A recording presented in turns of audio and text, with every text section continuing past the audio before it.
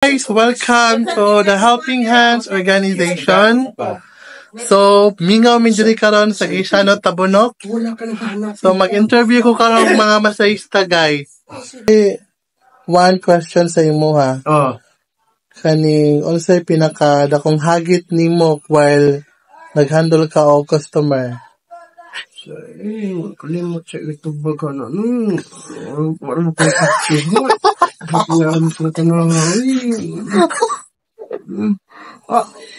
Like example, kaning dukaon ka ba? So, dukaon lagi ko. Yan yung mga hard nga customer. Maglisod ko og doot. Inana ba? Dakong hagit man na.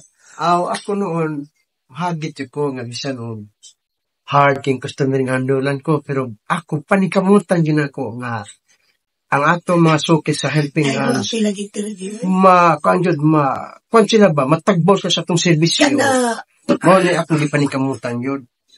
Nga bisag kung unsa nila hard, manikamot yun ko nga, ma-play sila sa servisyo na to. Kay, sa pagtinod lang, helping hands is the best. Yes! Wala akong pasalamat kasulti yun. Thank you. Edward, link ko na rin. Kapil ka, uy. Sige.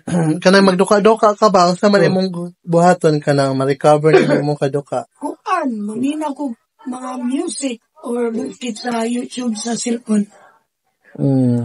Pwede sa ko mga pi. Then kung maka-handle ka mga hard nga customer, Mabawaan na magulo ka na.